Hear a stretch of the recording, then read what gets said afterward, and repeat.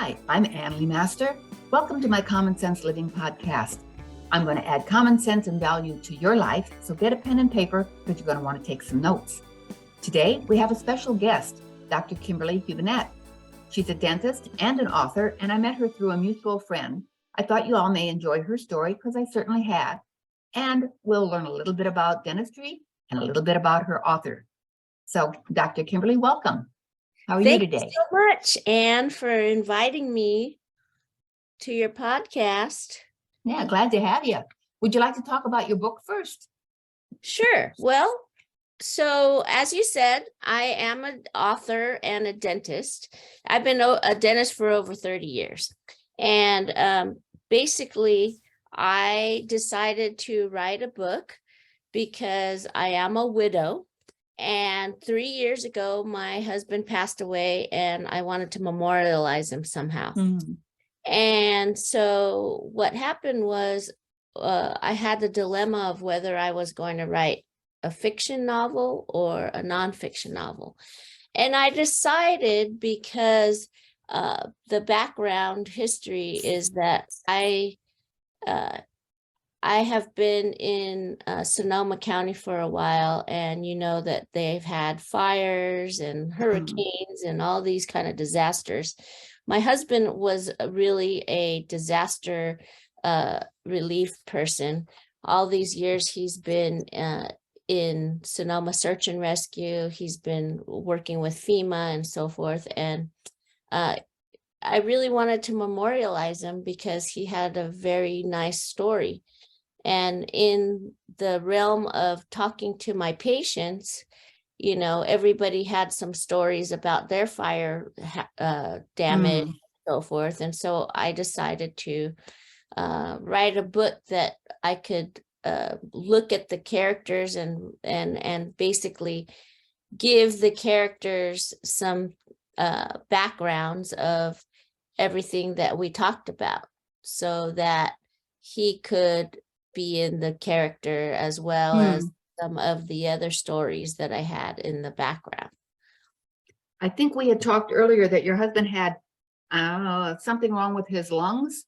Oh, right. Oh, that's a big part of it. So my husband had cystic fibrosis as a child. He was diagnosed at age 3, and he had a double lung transplant by the time he hit in his early 20s, and he survived 21 years with this double lung transplant. So in theory, the medical physicians had diagnosed him with cystic fibrosis, but after his lung transplant, they told him he was cured of that, and that, you know, because he had the lung transplant. But with the fires and from 2017 to 2019, when he passed, we had a lot of fires in our area, and the smoke damage and so forth, I think that played a role in his lungs getting a little more trapped up.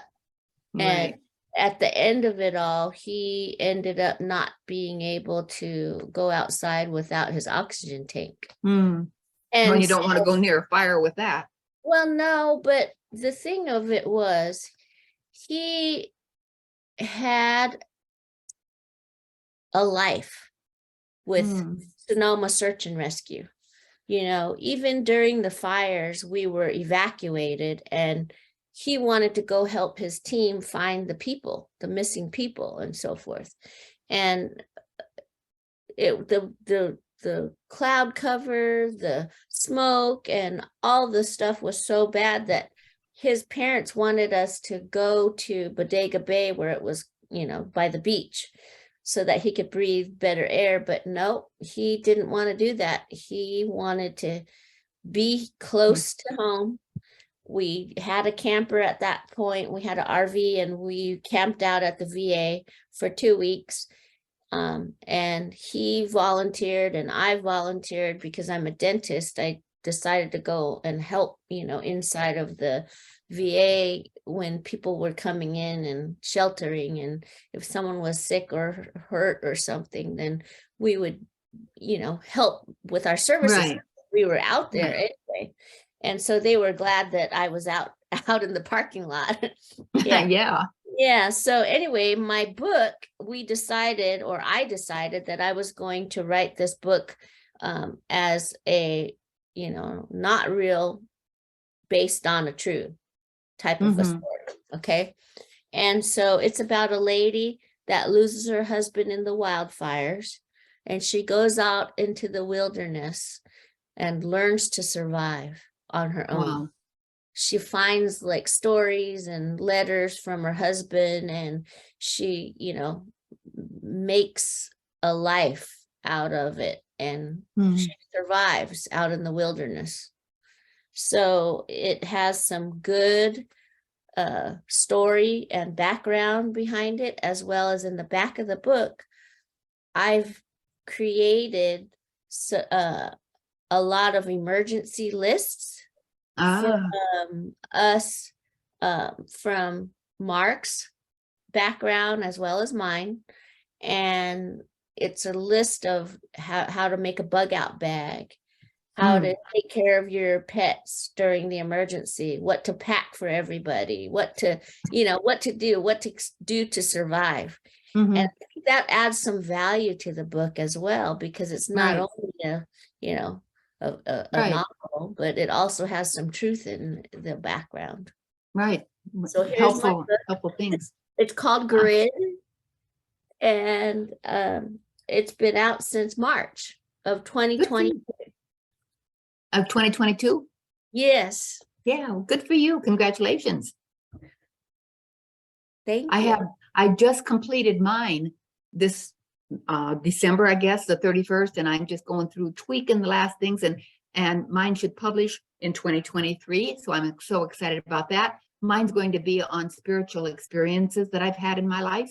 So it kind of ties in with your personal experiences in life as well. And when I said my personal experiences, I think you shared a story with me about the dog collar. Oh, right. Okay. So when we spoke in the past, it was very interesting when you were telling me about your background.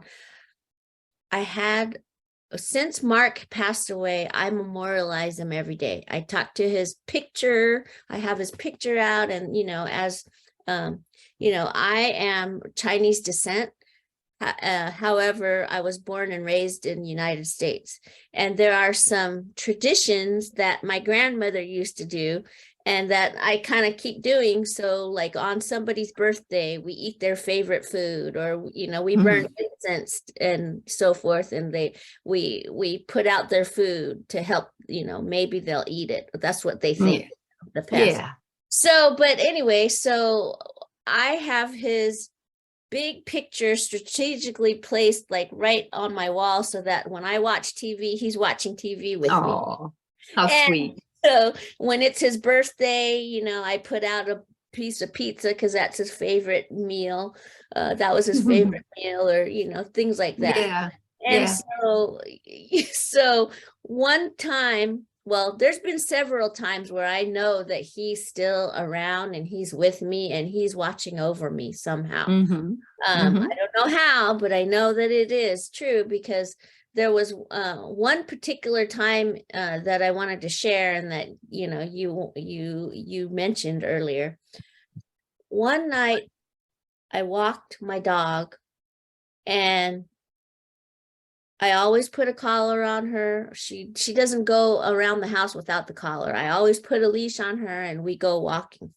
So every night at the same time, I take her to the park, the dog park, and she runs around. And so when I was ready to clip her back on, I couldn't find the collar. It was missing. And I thought, what happened to the collar? Because, it must have fallen off.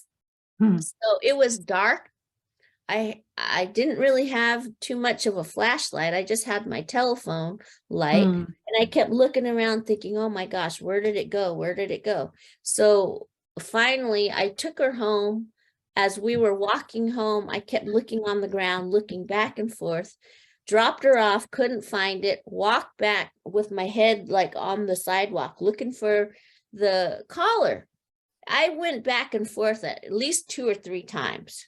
And after that, I kind of gave up. I looked up at the sky and I said, Mark, and I was crying. I said, Mark, if you're around, can you just please help me find this collar? Okay.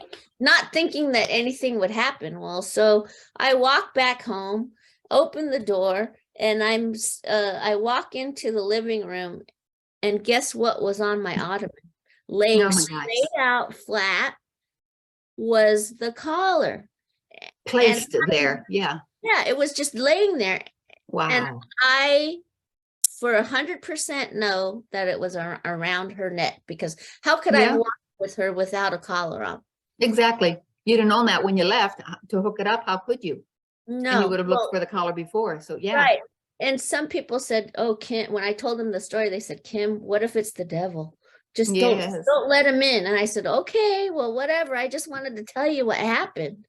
So, but I actually think somewhere like in the universe, he's helping me and watching over me. And that made me feel happy. Definitely. And I so agree with you on that, because I've had my own things like that. When you said it's of the devil, this particular one, I have a far infrared sauna, and this is 7 years ago. And it's November here in Texas, and it's a little chilly, but not real cold. So I was so hot, I told my husband I had to go outside and cool off. No sooner did I sit on the bench out there, the swing, then I saw my grandma, my dad, and my nephew like this at me. I go, for me. And then I realized, no, it wasn't for me. It was for me to tell my mother. My grandma looked, all 3 of them, 70, she was 72, dad was 71, and my nephew was 24. Perfect health, looked just like they did when they were alive. So I shared that. That to me, I think is such a blessing. I receive that with, and I want more, open arms for it. I welcome it.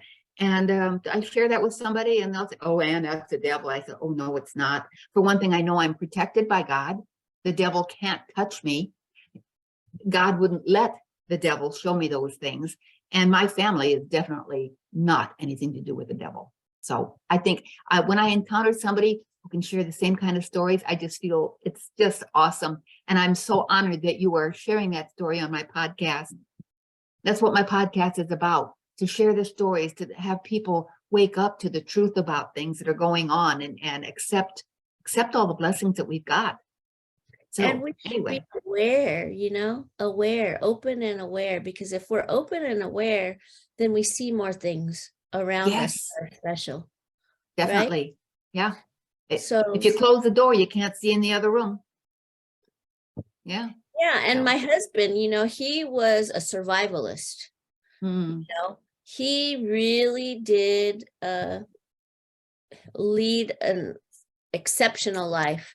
And he always told me, well, Kim, if there's a God, why did he make me this way? Why did I have to have a lung transplant? And why did I, we talk about it. And I said, you were born to share a story, help people see the light. Okay. And so I always told him, hey, you know what? You should take your story and you should share it with these kids that have cystic fibrosis. But he was kind of shy. He said, Kim, when I die, you do it. And you did. I shared it in the back of the story, but the book that I wrote was, of course, fictional. So he, not to mention, when he was growing up and he had his double lung transplant, a lot of people that have double lung transplants or even lung transplants, a single or a double, there's only 200 every year of surgery done in the whole United States. Wow. Because I went to a thoracic meeting, and it was all physicians. And one of the ladies that does the medication for when you have your surgeries, she told me, she goes, there's only around 200 a year that ever get done in the US. Wow. And most of them, when I told her that my husband could go out and ride his motorcycle. We camped, we hiked and so forth. She said, that's unheard of. She said, Wow. most people, after they get their transplants, they're happy to be alive and they do minimal things in the house. They go to, the store, they can survive, but they're not as dynamic as what your husband was able to do. So that's why I think it's special too, because he used to tell me that it was like as if he was underwater every day, breathing underwater, but he didn't act like it. He didn't let that stop him. Until the very end, he was still going strong, even though at the last few days, he couldn't talk to me.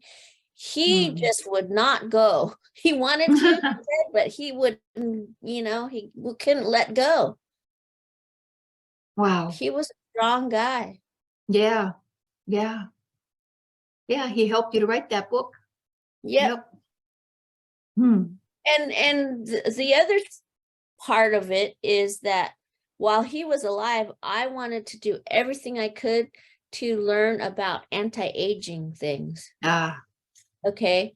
And so for my dental office, we're talking about periodontal disease, prevention of, cavities and so forth. And I knew that there was some studies about how to reverse or slow down the process of, the cellular damage. Once you have the double lung transplant, you have to take immune suppressed medications. So yes, it keeps your life, but also it breaks down cells.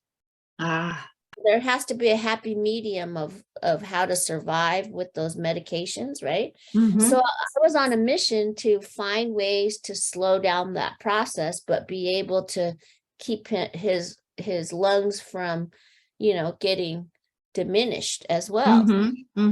We didn't want a rejection, but we also wanted enough medication to keep it going, and so that he could have a fairly normal life. And so I started reading and learning about biohacking. And that's something that I thought maybe I should share with you also. Yeah, that sounds real interesting. Yeah. So at my office, I take saliva samples of patients. Most of the time it's because I see a periodontal disease of some sort, but sometimes people come from other cities. I've had people come from 3 hours away just to come see so that I could do a saliva sample on them. Because we do saliva samples for prevention of periodontal disease. We do saliva samples for bacterial karyogenic reasons. We do saliva samples for if we want to see what kind of bacteria are causing an infection in the mouth. And the saliva sample tells us a lot. It can also tell us genetic makeups so that we can tweak our environment in order to gain some knowledge about our own histories, such as if somebody has periodontal disease and I take a saliva sample of them, I can tell what kind of bacteria might be causing the reaction and also get the right medication to remove those bacteria along with the normal cleaning processes. But also there's a genetic makeup as well. There's genotypes that are having the predisposition for inflammatory disease processes. So periodontitis, cardiovascular problems, diabetes, and arthritis are the top 4 that are all associated in these genotypes.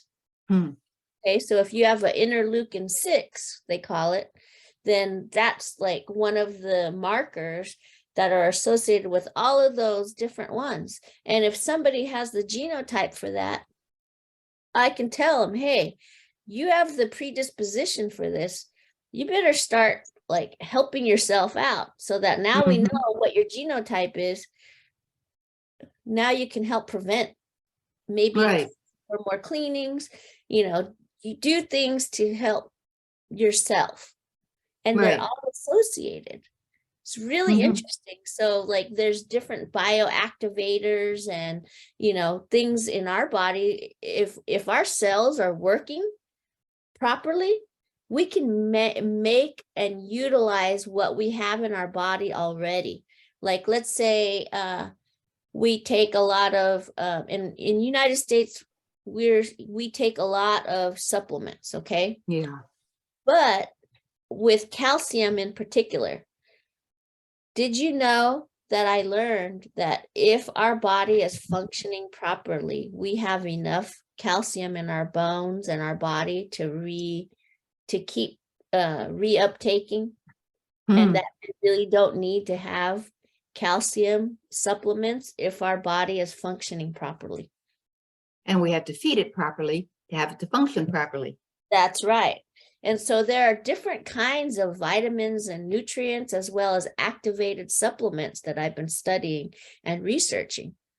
And, you know, liquid collagen and so forth, you know, because not all vitamins are the same. And Right. not all vitamins really do something for you, because they might not be the grade of vitamin that our body needs, you know? I've read things on vitamin D, and the wrong kind of vitamin D your body doesn't get. Folate and folic acid. You don't want folic acid, but it's in so many things. You know, and everybody's confused. And my sister asked me once, "You're taking X, Y, or Z here, and now you're taking this other one. You told me to take this one, and now you're taking that one." I said, "Because the industry is changing. This one sounded right, but now this one is activated where that one wasn't." You know, Right. just little things like that. So So there's yeah, a difference between activated supplements and vitamins, you know, because mhm, our body, if we feed it the right thing, it can reuptake, and it can actually create catalase and superoxide dismutase, which are things that are enzymes that are created in the body, and superoxide dismutase and so forth, and that keeps our body's cellular function, mhm, us from, you know, maintaining and getting our bodies uh, reducing the oxidative damage as we age. You know, mhm, they say that when we breathe air, we still are creating free radicals, right? And after the age of, you know, in our early 20s, we start creating more and more free radicals, and we can't get up to like removing as many free radicals as we used to. So mhm, there are certain types of activated supplements that you can take that actually create more enzymes in our cells to break down more of those uh, free radicals, and help us to diminish that, because as many free radicals as we can get rid of, that's better for us. yeah, Yeah. yeah. It's like dirty oil in your car. Yeah, That's why you do an oil change. that's right. That's right. So, I do biometric screenings, and this one time I had done a man, and his numbers weren't very nice. And I looked at, he was fairly young, I guess 34 or so. And I just took a chance. I said, "You got a cool car, don't you?" He says, "Oh yeah." "And I bet you wax that baby, shine it up, wash it all the time." "Oh yeah, change your oil all the time." Yeah, he's so proud. He's pumped. I said, "Why don't you do that to your body?" Whoop, just like that. Just like, oh, with that smile and that happy whoop. He treats his car better than he treats his own body. So many of us are like that. It's so sad. And you, as a doctor, and you know what they should do when they can't afford it, or they don't want to, or whatever our reasons are, which sometimes is just the path we're supposed to go down, I guess. I don't know. yeah, It's better to prevent it than to try to fix it. definitely. And so, you know, when we're looking at the body, and we're looking at our teeth, and we're looking, everything's connected. You know, I Yes. tell patients everything's connected, because sometimes they say, well, why do you need to know what I'm taking? I take a blood pressure on every patient. when I give anesthetic, because it has epinephrine in it, it can affect the heart rate. Yeah. Right. And so, that's one example. And then I also need to know if they're on blood thinners, for instance, if I'm going to take out a tooth or if I'm going to do something that's going to create bleeding. We sure want to know that. Right. And so I have to explain to them, yes, I am a dentist. However, I'm a doctor of dental surgery. And the more that I know about your body and your medications, the better off you are, because then I'll know. If you hide something from me, I won't know what you're hiding, So Right. then they go, oh, okay, Yeah. because Yeah. oftentimes, people think, oh, a dentist is only to fix the teeth, but everything's connected. Yep. And what I Yep. tell them is, you know what? A lot of people, if they don't see it, they can't tell what's going on in their body. They have to trust me, right? That what I see. Well, if you had if you had like a damage on your finger or on your arm or your leg or a scab, and you keep like, trying to mess with it, it's going to keep bleeding, right? Mm-hmm. In your mouth, Mm-hmm. you can't see that. You got to trust me. Yeah. Yeah. Well, that's a real good explanation, because I think so many of us are, and I have been leery, like, what's the doctor need to know what I'm taking supplements for? I mean, to me, that's food, kind of thing. But, that's a good explanation, because, yeah, that can affect, and how much of something you're taking. Yeah.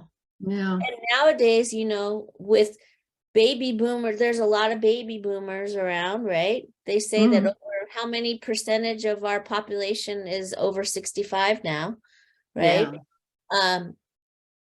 Everybody's taking a lot more and different medications. Like we used to only see people that were maybe on one or two different medications, right? But now that with all the industry, man, it's not uncommon to have somebody on like 5 different medications, 8 different medications, and then we have to look it up to see how it's going to interact with what we're going to do. Right. Yeah. And I am a nurse, but I'm holistic, and the aspect of what you put in your body is so important. So I like the organic angle, right? So I do blood tests on myself all the time, the finger sticks and the A1C, and I'll do it on my husband. And this is a few months ago, April or so, and his numbers were good. I mean, they were all good, kind of like mine. And like the ratio, mine is maybe 1.9 and his was a 2. Well, 3 months later, he was, his cholesterol was almost 300, and they were all wacky and everything. Guess what he was doing for 3 months? He was eating a bag of Fritos, always the Fritos every afternoon, and the bean dip to go with it. And after 2 months, I finally gave in, and I started sharing in it too. And the next time, that 3 months later, his numbers were wacky. Mine were too high. And, now he's on cholesterol meds again. And I said, you can do that with food, Robert. But, not you particularly, but you can be here and know what somebody should do. But Dad always said, you can lead a horse to water, but you can't make it drink. And yeah, Fritos do taste good. Yeah. But think of what they do to us, so. And as a treat, okay, but on a daily basis, anyway, that's kind of off from dentistry. But do you do? I think we talked about fluoride. Yes, enlighten us some more on the fluoride. Well, I have a moderate approach to fluoride. A lot of patients, in my area of Sonoma County, we don't have fluoride in the water. And I know that there are a lot of advocates that want to have fluoride in the water in a lot of places, because they think that, number one, we don't have as many dentists in some of these other indigenous areas. And if we had fluoride in the water, then maybe we would prevent cavities and so forth. But, I grew up on the border of California by Mexico, down in Southern California in a little place called Imperial County.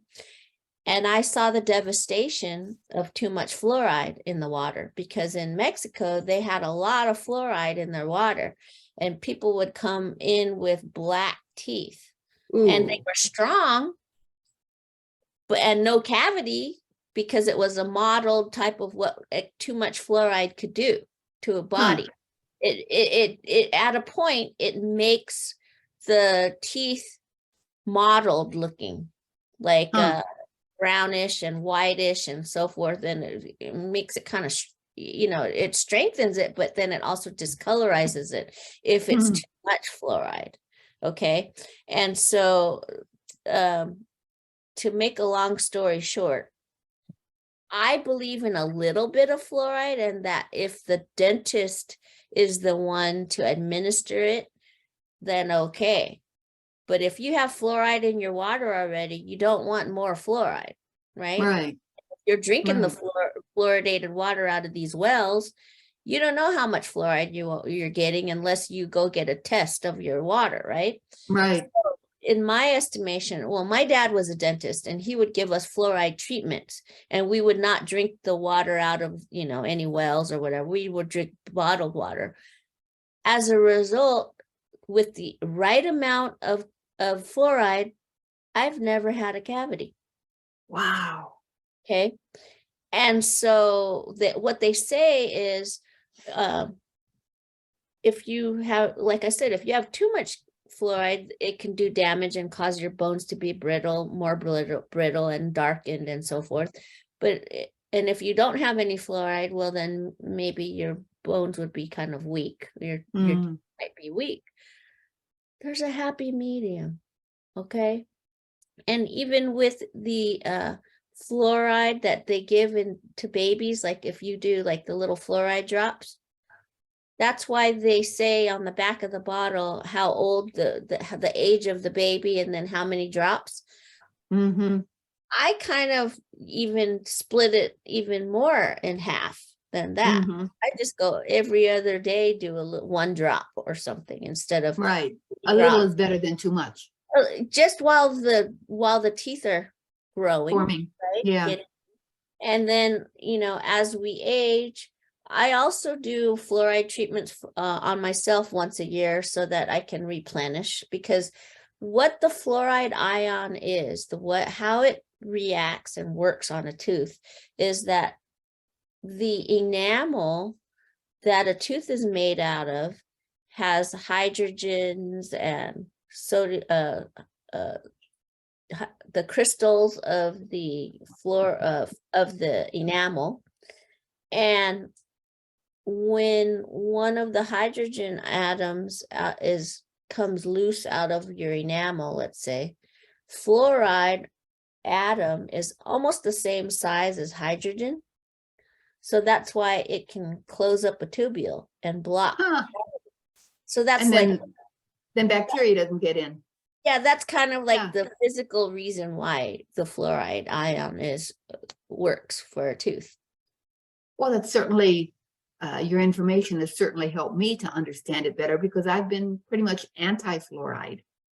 And I think maybe, and I don't know this for sure or not, but when I was little and toothpaste was flavored, wow. And hey, this is peppermint. I'm gonna eat it. Just squirt it out of the tube, right? Mom says, oh, don't eat too much. It's going to turn your teeth brown.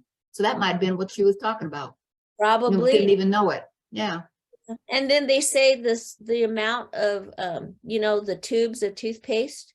Well, if a kid eats the certain amount of tube of toothpaste, it's still not going to be toxic, because they've figured out the size of the tubes. They don't make it any bigger than what they are, is because if you eat too much, it will be toxic, supposedly.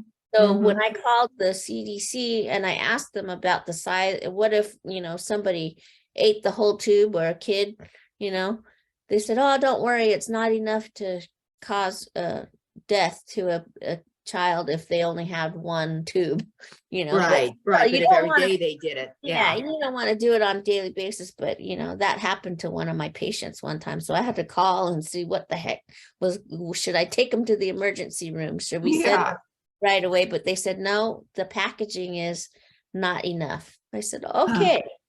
So that's good to know too, right? Oh, yeah. Yeah. You're a wealth of information. Mhm. Fluoride was my big thing. I always understood it came over from Germany, from the Nazi era. And so, of course, I was anti-fluoride because of that. And my bend is, mistrust of all these corporations out there. And so um, it's not that I don't, well, how do I say that? I weigh everything, the pros and cons of it.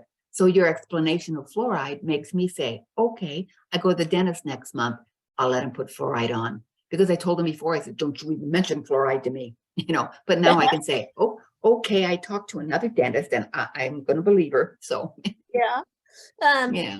and then so as my dental office has gone from when I've been doing this for 30 years now. I'm going to go to my 30th class reunion this year from Oh, dental. wow.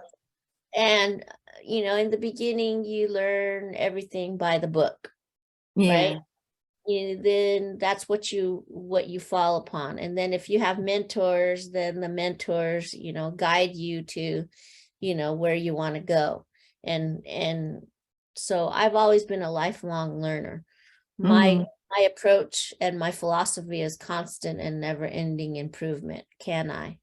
And Mm. so, I'm always telling my patients and my staff and so forth, I'm encouraging them to move on, like learn more things. And so as a result, I've incorporated a lot of technology into my office. And I do a lot of laser therapy now, because Mm. the laser is starting to become very dynamic in the dental field. There's like a few things that we can do now with lasers that we didn't know about before. And so On the teeth? yeah, it not necessarily, it's a laser is not just to cut things, Mm-hmm. it biostimulates. If Ah. somebody has uh muscles that are tense and so forth, we can biostimulate. Or if they have inflammation, we can biostimulate to to denature whatever's causing the effect. With the lasers, there's also a mode to decontaminate. Mm. With gum disease, we laser the gums to decontaminate the bacteria, like kind of like zapping the Mm-hmm. bacteria. Hmm. It's not necessarily just a cut, but Right. a laser does also cut on teeth so that we don't have to give anesthetic, some Hmm. when we're taking away a cavity, it Mm-hmm. zaps the cavity part away, saves the good tooth structure, and then we put in the filling. Wow. Wow. Dentistry has come a long way. With 2023 now, it's a new year. And so I'm thinking that, with the new year coming around, goals for the new year, and for people that are listening, that, I always believe in, like I said, in constant and never ending improvement.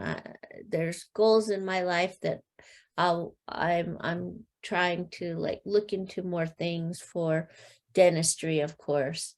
I am helping people by educating them and my office, but I'm also adding a couple of things to my repertoire, in the fact that, I'm going out and I'm reading some of my book to local areas, and going around California talking about, the fires and, preparedness for natural disasters. I don't know if you were aware of this, but we were in a cyclone, hurricane just yesterday, and it's going to come back tomorrow. So I Oh, was no. I was even going to have internet service today. So today was Wow. low. And so it's perfect, because now, get out my book and say, hey, if you are in the area where there's a natural disaster, you want to learn about that and, prepare yourself as that.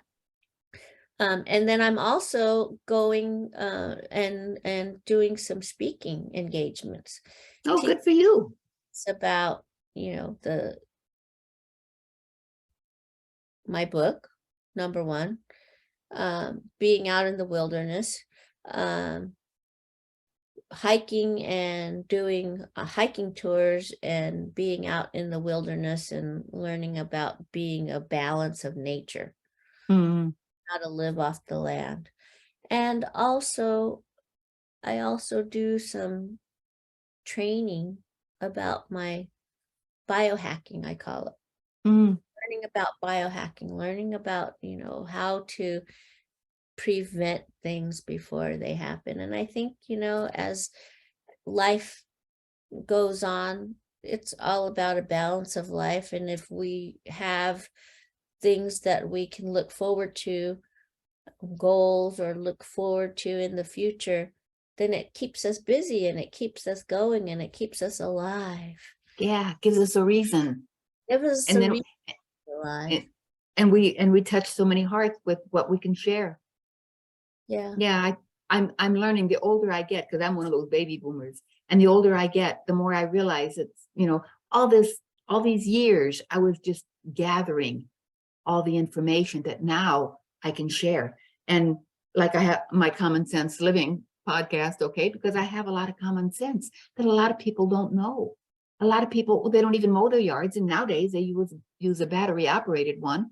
So they aren't told by in my case, it was my father, and he has to refill the gas. And he said, let the engine cool off. You can't put gas in a hot engine or kaboom.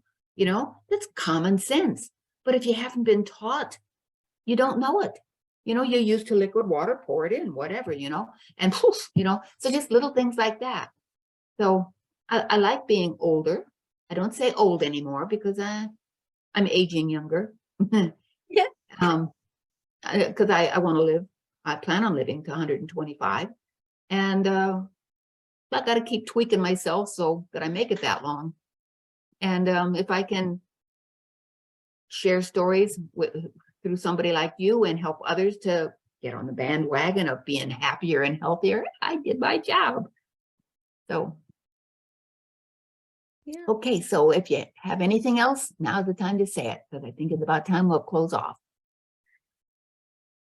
My thought for the day is just be happy, healthy, and always think about what you can learn every day of your life. Because there's always something to learn. Yeah. If you keep open to it, some people walk around in a zombie state, not open to it. Yeah. And so my book Grid can be found on Amazon, but you could also hold it up a little higher.